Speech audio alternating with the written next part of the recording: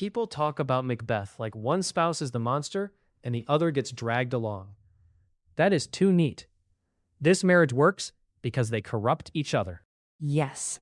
Not villain and victim, not commander and puppet. Their marriage becomes a sealed space where ambition, fear, and shame keep feeding back into each other until both of them break. And that matters, because if you flatten it into Lady Macbeth bullying a weak husband, you miss the real danger in the play. Exactly. The danger is not just one bad influence.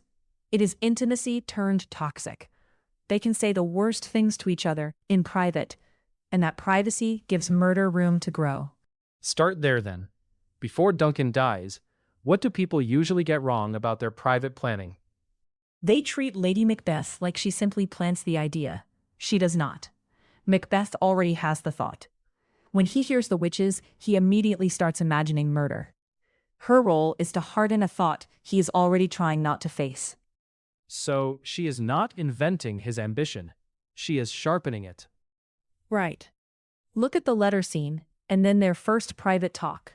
She reads his success as an opening. When he hesitates, she attacks the part of him he values most: his manhood, his nerve, his consistency.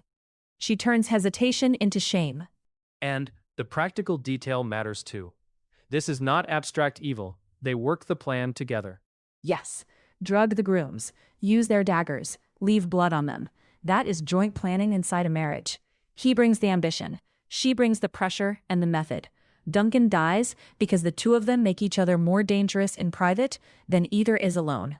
But even there, people often overstate her control, as if Macbeth is basically pushed over the edge. That reading lets him off too easily. He argues against the murder clearly. He knows it is wrong, risky, and politically stupid. Then he chooses it anyway.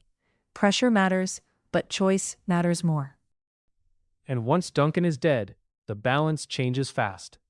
This is the part lazy readings miss completely. Yes, after the first murder, Macbeth stops being the man she has to push. He becomes the one moving ahead alone. He arranges Banquo's murder without telling her. That is a major shift in power and in secrecy. Which means the marriage is still corrupt, but no longer equal in the same way. Exactly. Earlier, she has to drive him toward action. Later, he cuts her out. He tells her to be innocent of the knowledge.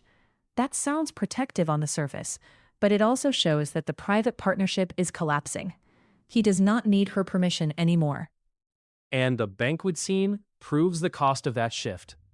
It does. Macbeth sees Banquo's ghost and falls apart in public. Lady Macbeth has to manage the room, calm the guests, cover the damage. But she cannot control the source of the damage because she was excluded from the murder that caused it. So the marriage moves from shared plotting to isolated panic. That is the trajectory. At first they are dangerously aligned. Then Macbeth's fear grows faster than her influence. He starts killing to secure what he already stole, and each new act makes him less reachable, even to her. That is why this is not a simple blame game. If you dump everything on Lady Macbeth, you miss Macbeth turning into a self-starting tyrant. And if you act like she is just an innocent wife who loses control of him, that is wrong too. She helps build the moral logic of the first crime. She mocks restraint. She treats pity and conscience as weaknesses to be crushed. Then comes the most important contrast in the play. They do not break down together. No. Their collapse splits. Lady Macbeth's breakdown is inward. Sleepwalking, hand-washing, fragments of the night of Duncan's murder coming back at her. She cannot command her own mind the way she once tried to command Macbeth. And Macbeth's breakdown looks different. It is not retreat. It is acceleration. Yes, he responds to fear with more violence, more spies, more killing. The slaughter of Macduff's family is not politically necessary. It is what happens when fear, power, and habit have fused. His inner collapse comes out as public bloodshed. That difference matters because it shows they are not mirrors. They are partners in corruption, but they rot in different ways. Precisely. She is consumed by what they did. He is consumed by what he must keep doing. Her guilt breaks language.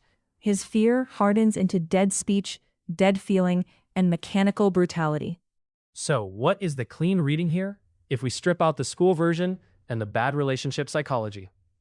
Macbeth and Lady Macbeth form a marriage that first enables crime, then cannot survive the logic of crime. Their intimacy gives the first murder force. Their separation gives the later murders momentum. They destroy others together, then they destroy themselves apart. Which is why the play is harsher than the usual take. It is not about one evil wife ruining one decent man. It is about a couple who turn private trust into a weapon, and once they do, the crown is almost beside the point. The marriage itself becomes the engine of ruin.